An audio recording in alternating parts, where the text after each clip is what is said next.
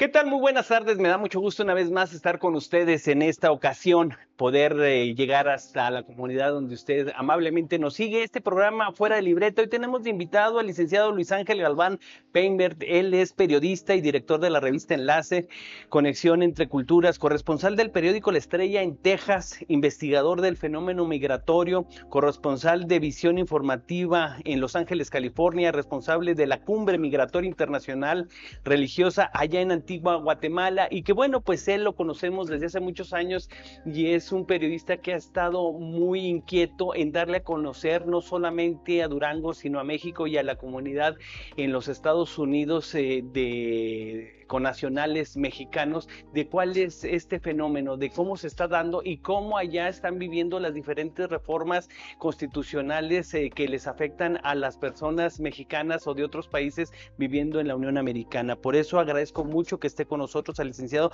Luis Ángel Galván Peinbert, que también es el presidente de Directores de Revistas Asociados AC, que es una organización que forma parte del mecanismo de protección a periodistas y personas defensoras de derechos humanos en esta Comisión Estatal de Derechos Humanos, y es por eso que agradezco mucho que ha hecho un espacio en su agenda para estar con nosotros, y el tema la migración en los medios de comunicación y cómo cubrir estas historias con ética. Bienvenido, me da mucho gusto que aceptes esta invitación. Gracias, gracias.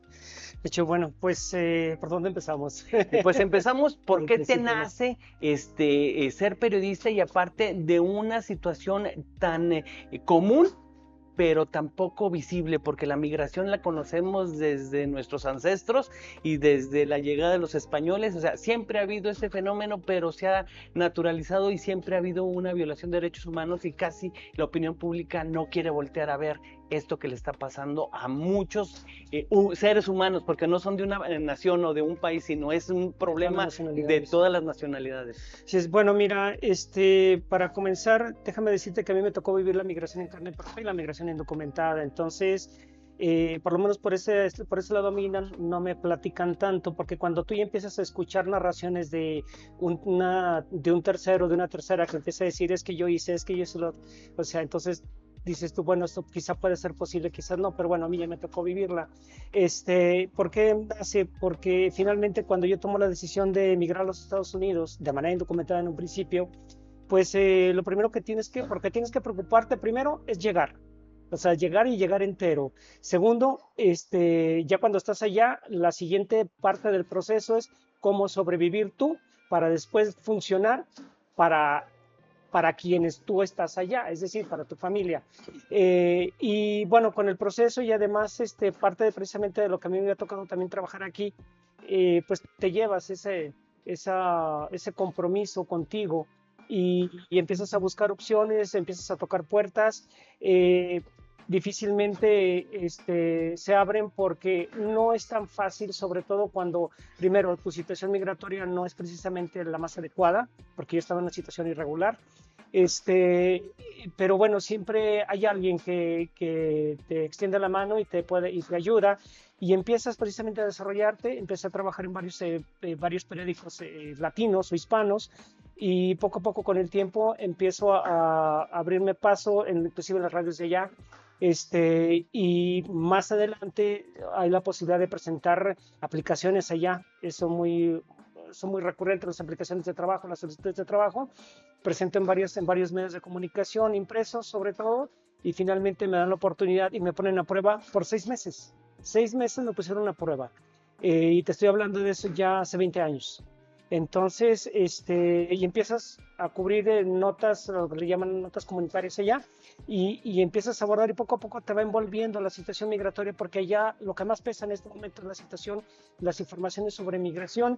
Gran parte de la población, por ejemplo, en el caso del norte de Texas, una gran parte de la población es hispana. Los distritos escolares, el 63% son hispanos.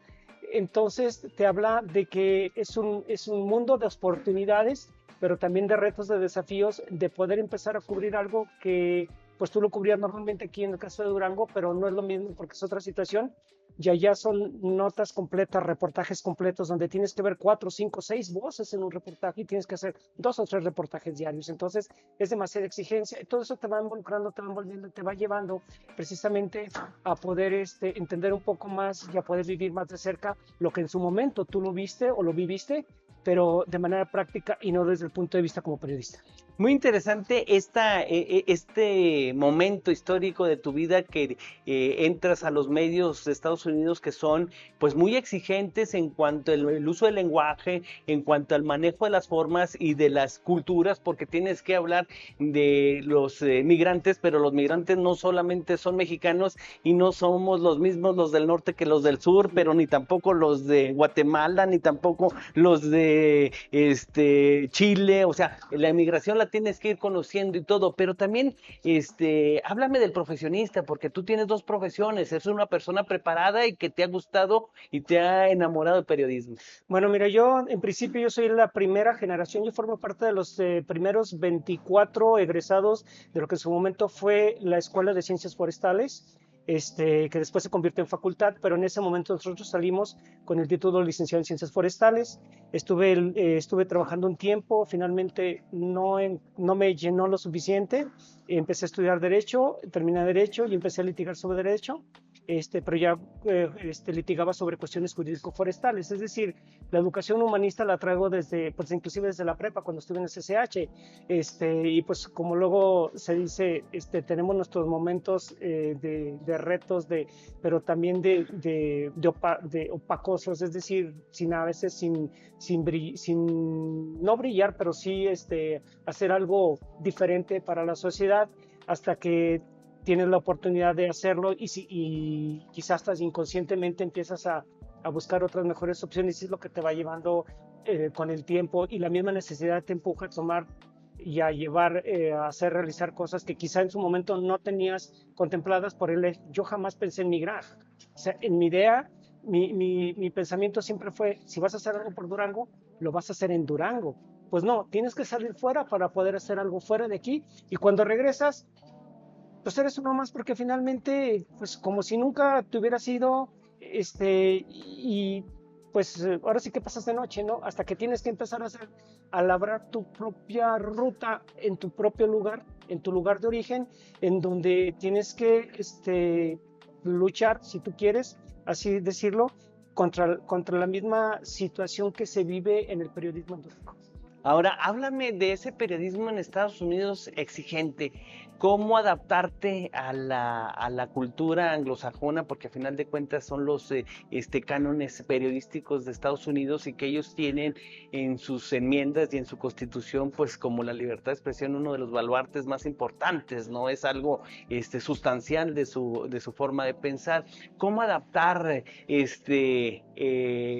la cotidianidad o el tercer mundo en el que vivimos y al llegar a escribir para un medio y que allá los medios pues tienen una repercusión en lo que se dice y se habla? Sí, bueno, aquí mira, aquí son varias situaciones que tú tienes que contemplar y una de ellas es en principio, si vas a publicar algo, tienes que tener los elementos, las pruebas, las declaraciones, los documentos y que te haya constado 3 o 4 veces, que te hayas verificado y re-verificado. ¿Por qué? Porque en un momento dado, si llegas a publicar algo que no corresponde a una realidad o que se dice que fue, pero que no sucedió así, entonces vienen las demandas. Entonces tú tienes que tener mucho cuidado y es lo primero que te dicen en los periódicos. Si vas a publicar algo es porque te consta, si no, ni siquiera me presentes esa nota.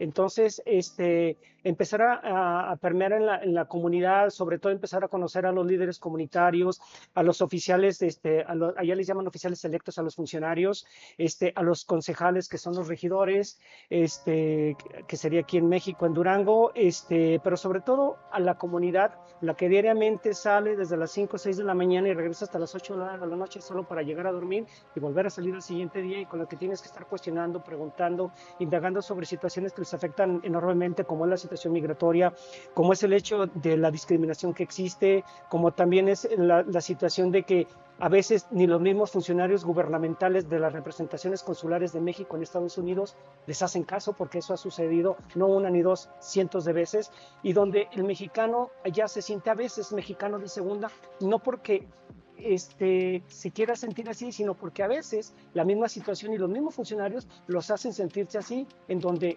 no les hacen caso, donde los dejan hasta al último para poder atenderlos, donde les dilatan un trámite que se pudo haber resuelto en un momento, se lo tardan días, y allá, desgraciadamente, dedicarte a visitar un consulado para poder hacer un trámite, ya sea matrícula consular, un acta de nacimiento, lo que tú quieras, te lleva un día, y perder un día ya es casi imposible. ¿Por qué? Porque si ese día no trabajas, ¿qué crees? Ese día no comes. Así de seria la situación.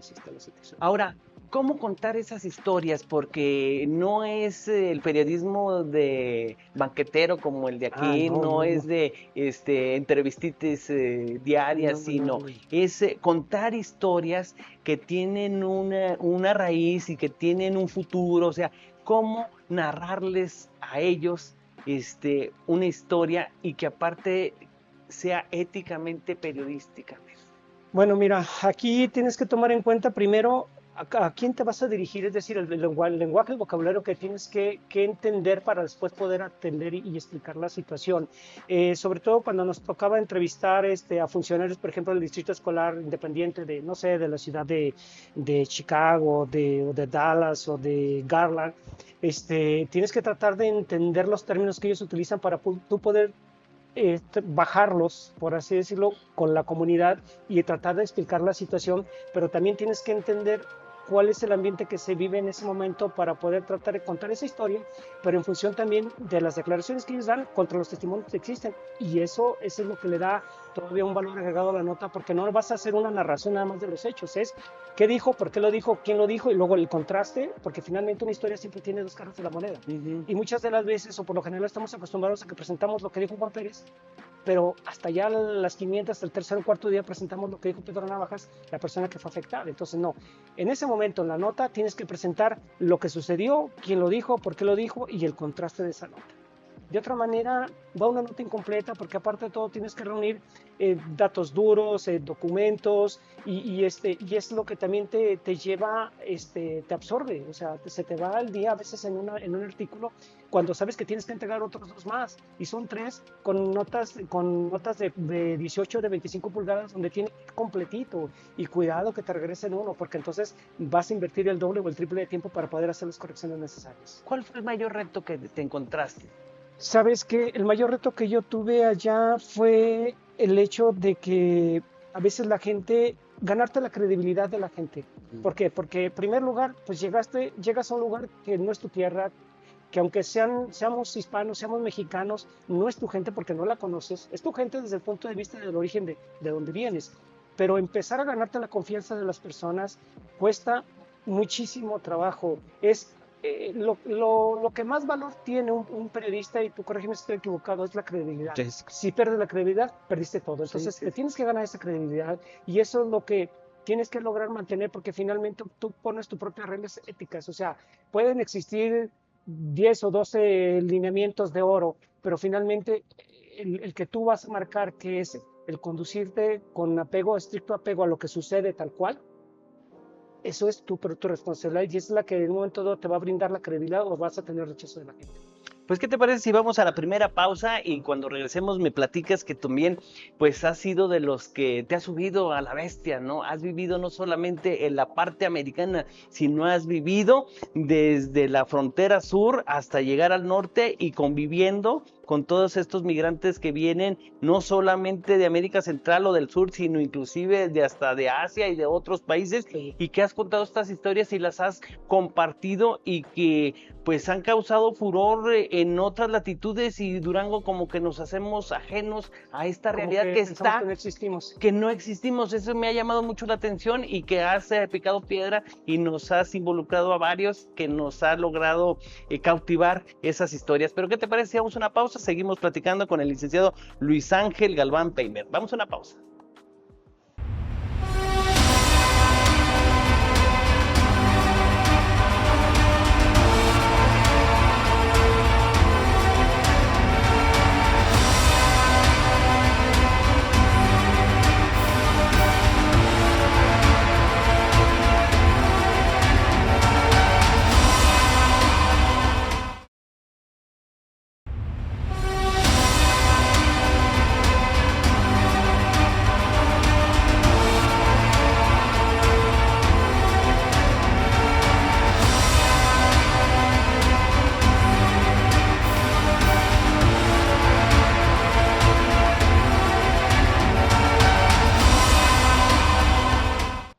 Qué bueno que sigue con nosotros aquí en el programa Fuera de Libreta y hoy seguimos platicando con Luis Ángel Galván Peimer.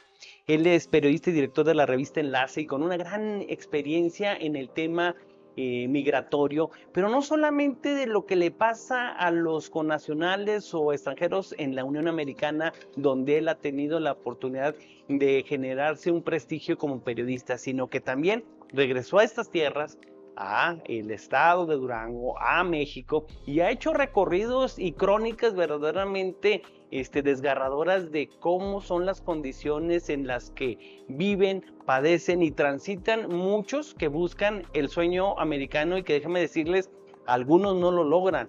Y él nos los ha platicado, nos los ha expuesto y hay una videografía interesante dentro de sus redes sociales para que ustedes la visiten de estos trabajos periodísticos tan importantes. Luis, ¿qué fue, cuál ha sido la historia o la crónica más desgarradora que te ha tocado contar de estos ciudadanos del mundo que vienen en estos vagones del tren a la intemperie, a la lluvia, al frío, a la nevada, a la delincuencia, todo esto? Mira, es que desgraciadamente cada historia tiene su valor y todos de alguna manera, todas son muy importantes, pero por ejemplo, en el caso me voy a remitir directamente a lo que es la frontera de México con Guatemala. La frontera natural que divide a nuestro país con Guatemala es el río Suchiate. Y pegadito ahí a unos cuantos metros, inmediatamente que cruces el río, está Ciudad Hidalgo o Suchiate, como también la conocen. Entonces ahí me ha tocado ver historias muy graves, pero también que te sacuden. Y una de ellas es una de las veces que estaba haciendo un recorrido dentro de la misma ciudad, porque allá hay dos oficinas de la Comar. ¿Qué es la Comar? La Comar es la Comisión Mexicana de Ayuda a Refugiados. Okay. Entonces, por ahí cerca había un basurero, hay un basurero. Y en ese basurero del mercado que tira lo que se echa a perder. Bueno, empiezan a tirar las cosas y toda la gente acude ahí todos los días pues para ver qué encuentra de comer. Toda la gente, muchos de los migrantes que llegan ahí. Bueno, ahí se tenían que estar peleando migrantes con los buitres, así, buitres. O sea, animales. Animales. Okay. Y a mí me tocó ver ahí donde un muchacho, un cubano, había encontrado un pedazo de pollo y iba a agarrarlo cuando en ese momento el buitre se lanza sobre él, le alcanza a agarrar la mano y suelta él el pedazo de pollo, pero en la otra mano traía un bat y alcanza a pegarle el buitre, le suelta el pedazo de pollo y al final el muchacho lo agarra, se va corriendo y se mete debajo de la sombra de un árbol, o sea, de la copa de un árbol, unos árboles muy bajitos que estaban ahí.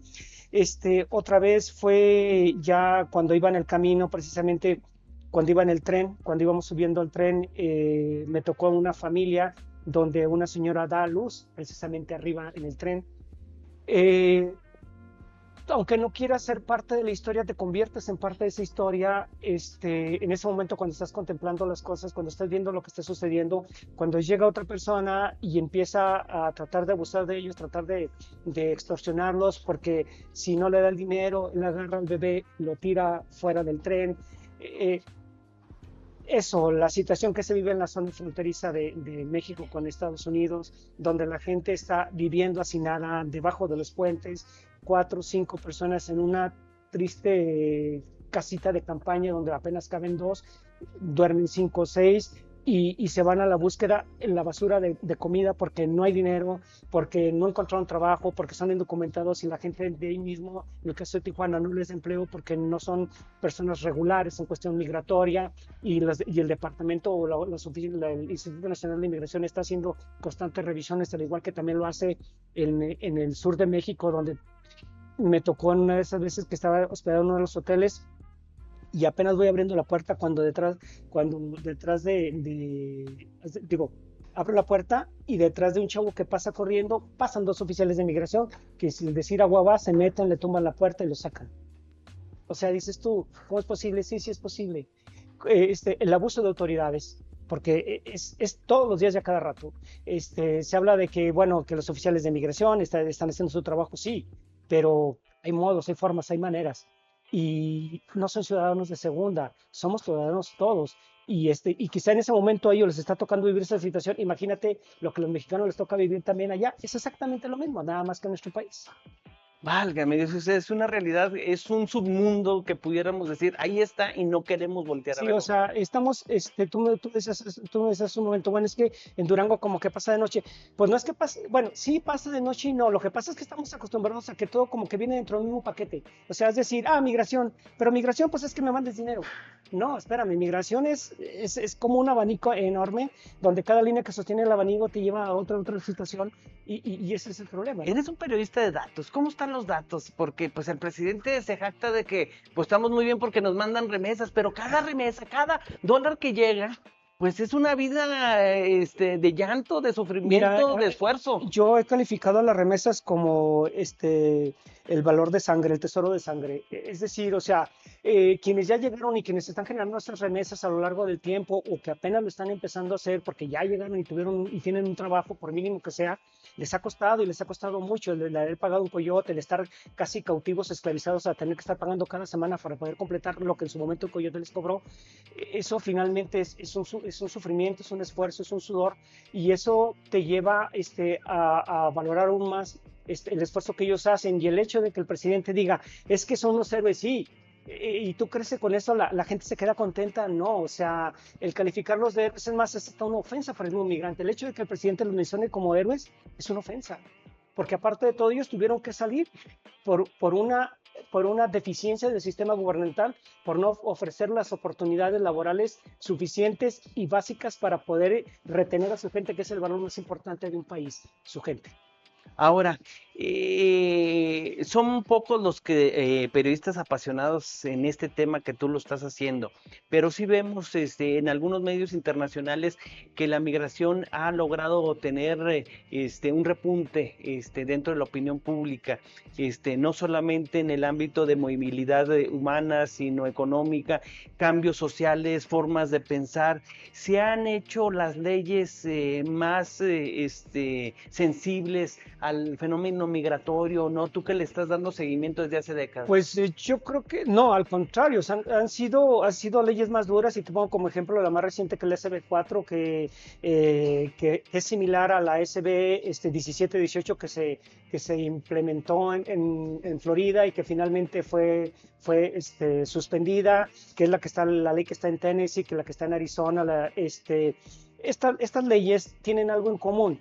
Buscan que las agentes de policía locales se conviertan en doble funcionario, es decir, ser agente de policía local que atienda los problemas de la comunidad, pero que también sea un agente migratorio, es decir, y que haga las detenciones de personas que se presume ingresaron de manera indocumentada al país, como si tú eres un policía de la ciudad no sé, en San Antonio. ¿A cuánta distancia está la frontera la línea fronteriza de San Antonio? ¿Qué te parece? 4 o 5 horas de distancia en vehículo. Bueno, Sí. ¿cómo el policía del local de la ciudad de San Antonio se pudo haber dado cuenta que la persona que está cruzando enfrente de él, porque es moreno, porque es hispano, con cara de hispano, se cruzó de manera documentada? Ese es un abuso, ese es el racismo, ese es utilizar perfil racial para poder hacer detenciones arbitrarias y violando tus más elementales derechos humanos. ¿Qué tanto ha influido el trabajo periodístico de señalar estos abusos o estas irregularidades en los medios de Estados Unidos y de otros países de lo que está sucediendo? Bueno, mira, ha funcionado desde el punto de vista en que se han hecho, se han de alguna manera, se ha hecho presión y sobre todo a través de los grupos de las organizaciones no gubernamentales que han promovido este tipo de recursos legales para poder frenar o por lo menos en un momento dado detener momentáneamente las leyes mientras que se investiga, que en este caso es la SB4. La SB4 ha sido frenada, sigue todavía en investigación, investigación jurídica por parte de la Suprema Corte, debido a que organizaciones no gubernamentales y también despachos de abogados, defensores de los derechos humanos de los migrantes, han presentado estos recursos para poder decir, oigan, ustedes están cometiendo un delito al momento de llevar a cabo o de implementar esta ley, cuando en principio la cuestión migratoria le pertenece al gobierno federal. Un estado no está por encima del gobierno federal. Entonces, como en un estado como Texas, con el gobernador Greg Abbott, que está peleado con la migración indocumentada, busca implementar leyes a nivel estatal y que estén al mismo nivel jurídico o al mismo nivel legal como el gobierno federal. No se puede. Ahora, regresemos ahora. Tienes una revista que ya tiene presencia, que tiene prestigio.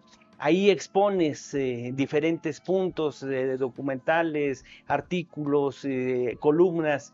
¿Cómo está avanzando el periodismo en este sector de la migración? ¿Qué tanta lector o radioescucha o audiencia interesada en este fenómeno? Porque hay que entender que Durango también es de los estados de mayor expulsión de migrantes a otros, bueno, a Estados Unidos. Bueno, en su gran mayoría. Mira, digo, las cosas como son. Desgraciadamente, para muchas de las editoriales no resulta atractivo el darle cobertura a la migración. ¿Por qué? Porque atender migración o empezar a cubrir migración implica que la puedas casi vivir o entender. Entender, hay que estudiarla, hay que leer, hay que estar al tanto, hay que estar hablando, inclusive vía Zoom o vía telefónica, o si tienes la oportunidad de viajar, hay que hacerlo para poder entender. Hay que meterse a los albergues, hay que ir a la línea fronteriza, hay que hablar con los oficiales de inmigración, hay que hablar con algunos de los mayors, los alcaldes de las ciudades fronterizas donde ocurre la mayor parte de las situaciones. A veces para las editoriales no es tan atractivo, a menos de que sea algo inusitado, fuera de serie, como cuando empezaron a llegar las caravanas en el 2018. Un repunte, ¿verdad? Sí, algo. Es algo que llama la atención, que es, Sí. es extraordinario, ¿no? Sí, que sea de hecho columnas, sí. si no, no. De ahí en más, la gente no lo encuentra atractivo, pero si nos remitimos a lo local, la gente no lo va a entender hasta que le tocan en su bolsillo o le tocan en su familia, porque Juanito o Pedrito se fueron y no avisaron. ¿Y qué crees? Ya estoy en la frontera, pero me están pidiendo tanto dinero para poder cruzar, o sabes que estoy detenido por grupos de la delincuencia organizada y que me están pidiendo esto para soltarme, para después que yo pueda intentar cruzar. Válgame Dios. Vamos a la última pausa. Regresamos con el licenciado Luis Ángel Galván Peíndover y hablaremos ahora de la importancia de que quienes contamos historias, quienes nos dedicamos al periodismo, tanto en redes sociales como en los medios formales, pues la capacitación es determinante para poder llevar lo más fidedigno las historias que le están pasando a nuestros connacionales en el tema muy particular de la migración, pero también hablemos de cómo él, como vocero de diferentes organizaciones, sale la información hacia el mundo. Vamos a una pausa y regresamos.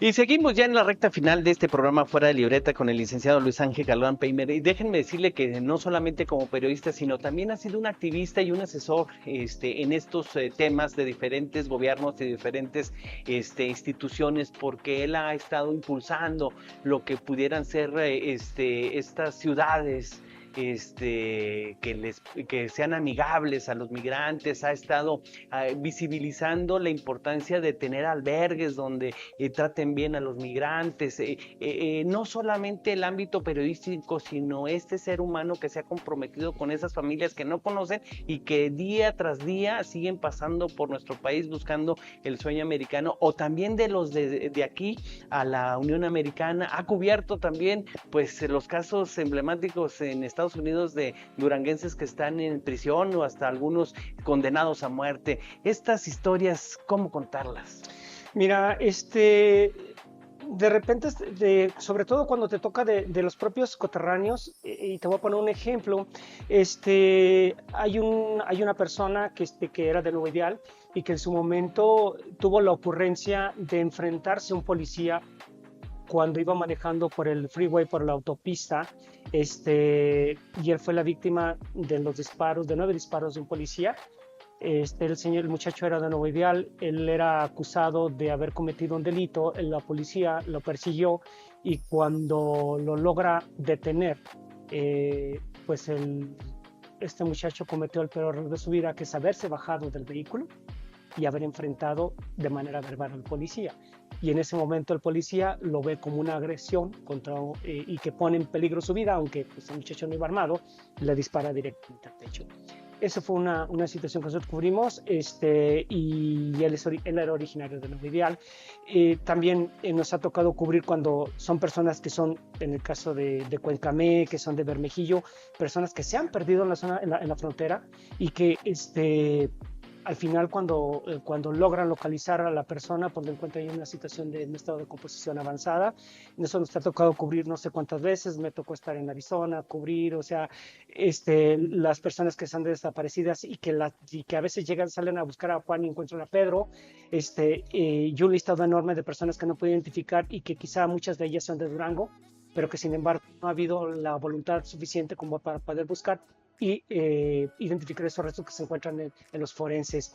Es muy difícil, pero vamos aprendiendo poco a poco en el camino, vamos tratando de asimilar las cosas y pues tomar el valor para poder contarlas, ¿no? Porque no es tan sencillo cuando involucra sentimientos ¿sí? de desgracia prácticamente. Y tratas de ser lo más objetivo posible. Es complicado, pero al mismo tiempo y la experiencia te lo va enseñando, y no es que te vuelvas insensible, no, es que tienes que decir las cosas como son. Efectivamente, dándole valor a la verdad. Ahora, te toca conocer desde un programa que en su momento fue muy benéfico, el 3x1, y hasta su desaparición.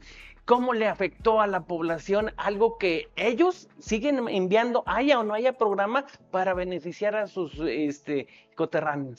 Mira, el programa 3x1 en esencia era muy benéfico, era muy bueno. El problema es cuando empieza a haber la corrupción entre los mismos gobernantes, presidentes municipales, entre los gobernadores, e inclusive también con los mismos presidentes de las mismas organizaciones, quienes literalmente vendían las llamadas tomas de nota, que es el documento que te protege o que te ampara a ti como una organización que pueda hasta cierto, por así decirlo, negociar para poder ser tomada en cuenta de un proyecto, de un recurso para poder llevar obras a tu comunidad, que era el programa 3x1.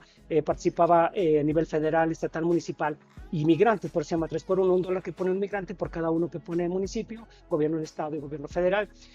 Cuando entra la administración federal del actual presidente, pues él considera que no vale la pena porque hay demasiada corrupción, lo quita, al igual que también quita el FAM, que es el Fondo de Apoyo a Migrantes, que es el que se brindaba, es un recurso que venía de los impuestos que se cobraban del envío de remesas que llegan aquí a México, y se tomaba un porcentaje, se formaba una bolsa, y con eso se buscaba brindar apoyo para todas esas personas que son deportadas, y que déjame decirte que a Durango le está llegando a un promedio mensual entre 380 y 400 migrantes mensualmente, que pues no son visibles para las autoridades porque al final de cuentas no los toman en cuenta, y ellos tratan de incluirse o de buscar reinsertarse a la vida económica, pero finalmente no encuentran opción, se vuelven a intentar ir, a veces pasan, a veces no pasan, y otros se suman a otras actividades ilícitas.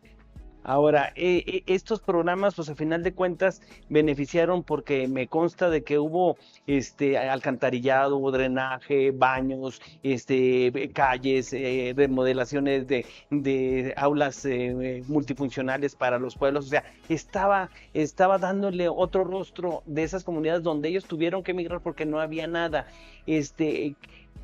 ¿Cómo el periodismo que haces sensibiliza a las dos partes? Porque no todos los que envían son los exitosos, porque pues a lo mejor 1 o 2 logran enviar dinero de los 100 que se fueron, pero de esos no se habla, nada más se habla cuando vienen en Navidad y el éxito y la fiesta. Sí, porque es el atractivo, porque vienen y dejan una derrama económica. Durango 2023 recibió $1,380 millones nada más en el concepto de remesas. México recibió en el 2023 poco más de 64 mil millones de dólares. Durango es el estado número 19 del 1 al 32 en recibir remesas, es decir, el mayor monto. El municipio de Durango recibió el año pasado $598.5 millones nada más por concepto de remesas. De los municipios que más reciben del estado de Durango, es de Durango, Gómez Palacio, y luego le sigo Guadalupe y Victoria, que son los 3 municipios con el mayor ingreso. La pregunta es, y lo que está todo funcionario es dónde está ese dinero, y los más avesados son los más inteligentes. No, es que ese dinero hay que redirigirlo. A ver, ¿cómo vas a redirigir un dinero que le llega directamente a la familia? O sea, ¿eso qué dice? acusa de una total ignorancia y desconocimiento de lo que significan las remesas y cómo se envían y cómo se generan. Ahora, si son tan importantes y aportan al desarrollo de un país, ¿por qué no logran obtener el derecho al voto? Se ve ahorita. Porque ¿Qué pasó? para un candidato, candidata, para hablar en términos de equidad, no le resulta atractivo porque no es un capital político importante. Trabajar con migrantes, el ganarse la confianza de los migrantes, no es de ahorita, no es de mañana, no es de un mes, 2 meses, es de años, si te lo digo por experiencia. Yo tengo 20 años cubriendo migración y créeme que aún así de todos modos la gente de repente tiene dudas en lo que estamos haciendo, a pesar de los pesares de que presentas trabajos y que es investigación, declaraciones, dices tú, es que no te creo, bueno, yo hago mi trabajo, ¿no? El problema es que mientras no le den el valor que corresponde al migrante, mientras no le otorguen sus derechos políticos electorales, que pueda votar y ser votado a nivel local, esto no va a funcionar. ¿Qué fue lo que pasó ahora con para que ellos pudieran ejercer el voto para gobernador? Tuvieron que hacerse a través de una acción afirmativa, es decir, el Congreso en las 3 últimas legislaturas ha discriminado totalmente, así te lo digo, a la figura del migrante y solo los quieren para tomarse la fotografía y decir estamos contigo cuando realmente no están con nadie. Y bueno, ya para finalizar, ¿cómo exhortar a quienes se dedican al periodismo? ¿Cómo se debe de abordar el fenómeno migrante? ¿Cuáles serían los tips tú como especialista para que las audiencias pudieran tener esos datos importantes, esos hechos? Porque escribir de migrantes es una especialidad como cuando se escribe para los toros o para la nota roja, o sea, es algo que tiene sus términos, su estructura. Tú como experto, ¿qué les pedirías a nuestros colegas, compañeros de los medios para que puedan informar de este tema? Bueno, yo lo primero que yo tuve que hacer es empezar a informarme y saber y conocer, ahora sí que el vocabulario se me va la jerga que se utiliza normalmente, tanto a nivel académico como a nivel de la raza, de la gente, de la comunidad, como ellos se ven, que no es migrante, que es mojados, que son braceros, o sea, pero más que nada, yo creo que lo importante es primero es empezar a leer las informaciones, empezar a entender los conceptos de lo que significa migrante, transmigrante, lo que implica, lo que significa una remesa, lo que es ser deportado, lo que son salidas voluntarias, lo que es en fin, todos esos conceptos que normalmente vemos en las notas y que a veces damos por hecho que ya lo entendimos cuando ni siquiera sabemos el alcance de lo que significa. Entonces, hay que informarse, empezar a estudiar, porque yo tengo que estar leyendo todos los días, yo tengo que estar estudiando, yo tengo que estar actualizándome, tengo que estar viendo los datos duros de las personas que han sido detenidas, lo que significa los países del Triángulo Norte de Centroamérica, y México dónde está colocado, el número de deportados que están llegando diariamente, cuáles son las leyes que en este momento están utilizándose, todo eso, porque es información diaria que tú vas a poder utilizar para poder cuestionar o en un momento dado rebatirle a una persona que te está dando información o que pretende darte información y que al final de cuentas a veces no saben ni lo que te está diciendo. Ahora, ¿has temido por tu vida por trabajar este tipo de temas? En 2 ocasiones, sí, sobre todo en la zona fronteriza cuando me tocó estar haciendo un reportaje sobre personas desaparecidas, fue una, y en la frontera norte y uno acá en la frontera sur. Fueron diversos momentos, no tanto temor por tu vida, pero sí sabes que en un momento estás en riesgo de que algo pueda suceder, entonces tratas de tomar pues las medidas necesarias para que no te suceda nada y ahora sí que estar al pendiente, ¿no?, de lo que pueda ocurrir, pero sí ha habido riesgos, sí, no te digo que no, sí ha habido riesgos, pero hay que tratar de saber tomarlos de la mejor manera y protegerte y saber dónde puedes y dónde no puedes. ¿Hay autocensura? Yo no, yo en mi caso no. Yo digo lo que tengo que decir. Mira, hay 1000 formas, hay 1000 maneras de pelar una naranja para que te la comas. Escoge la que finalmente no te despanzurre la naranja, pero finalmente te la puedas comer. Es decir, hay 1000 formas de decir las cosas, pero al final de cuentas las tienes que decir. ¿Cómo escoger un medio que sí hable con la verdad en el tema migratorio? Es que En principio, difícilmente vas a ver medios que realmente cubran migración tal cual. Son notas esporádicas y elegir un medio necesitas empezar a leer.